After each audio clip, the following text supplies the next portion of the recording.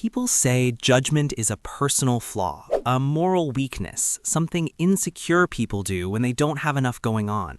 That story is comforting. It suggests that if everyone just tried harder to be kind, the noise would stop. The common narrative treats criticism as a character defect. Someone judges because they're petty, bitter, or cruel. The quieter reality is that judgment behaves less like a bad habit and more like a pressure valve.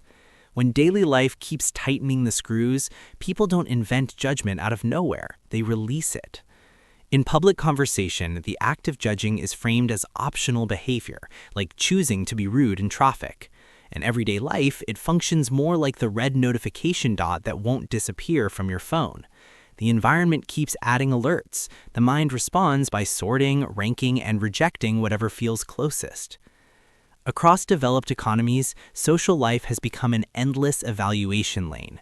Performance reviews, follower counts, credit scores, dating profiles, political labels. The demographic isn't just encouraged to have opinions, it's quietly trained to rate everything, the way a delivery app asks for 5 stars before you can close the screen. This benefits the platforms and institutions that rely on constant engagement and comparison. Judgment keeps people active, reactive, and slightly off balance. It turns attention into labor. The data shows that participation spikes where outrage is easiest: short posts, cropped clips, partial information. The incentives reward fast conclusions over slow understanding. Like grabbing the first item at eye level in a grocery store, people reach for the most available interpretation, not the most accurate one. The speed is the point. Slowing down doesn't pay. Historically, this isn't new. Societies under strain have always leaned on moral sorting. In periods of economic compression or cultural upheaval, communities narrow the definition of acceptable behavior.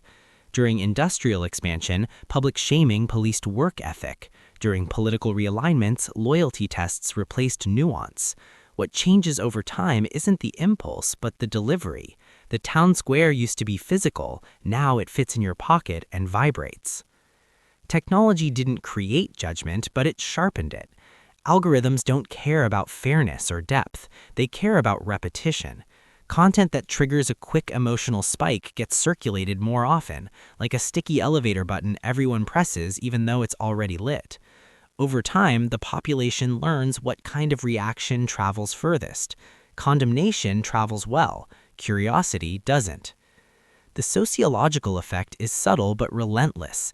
Public identity becomes performative. People aren't just living, they're displaying, and displays invite ratings.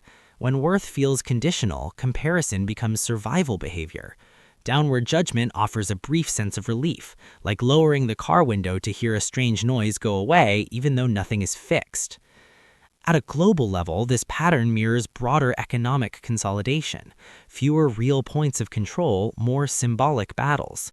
When housing costs rise, wages flatten, and long-term security feels abstract, moral superiority becomes a cheap substitute for material stability. It's available to everyone, it costs nothing, and it creates the feeling of standing on firmer ground, even if that ground is imaginary. None of this excuses cruelty. It explains why it's so common. This is where the experience turns personal. You don't wake up wanting to judge people. It shows up when your day already feels crowded, when your inbox keeps refilling faster than you can clear it, when every choice feels watched, logged, or scored. Judgment becomes a way to simplify the room. One less thing to think about, one more thing placed neatly in the box. Physiologically, it's regulating. A quick hit of certainty lowers mental strain. The nervous system prefers clean edges over ambiguity. Calling someone wrong, lazy, or dangerous creates a momentary sense of order, like finally labeling that mystery cable in your drawer. The relief is real, so is the cost. Over time, staying in that mode tightens perception. Everything starts to look like evidence. Every disagreement feels personal. The body stays alert, cortisol hums in the background, and curiosity shrinks. You might feel informed, even righteous, but you're also tired in a way sleep doesn't fix. Agency begins at the point where recognition turns uncomfortable. Understanding that judgment was an adaptation doesn't mean you're stuck with it. It means you're responsible for what you do next. The environment rewards quick condemnation, but it doesn't force your participation. Choosing restraint is harder, it's slower. It often feels like standing still while everyone else keeps moving. Informed agency isn't about pretending you're above it all. It's about noticing when you're being nudged and deciding whether to step in the direction offered. You can still have standards, values, and boundaries without turning every difference into a verdict. You can pause long enough to ask whether this judgment actually serves you or just helps pass the time. The shift isn't loud. It looks like fewer comments typed and more conversations ended early. It feels like letting the notifications sit unread. It's small acts of refusal in a culture that profits from your reaction. Judgment will always exist, but living inside it full-time isn't inevitable.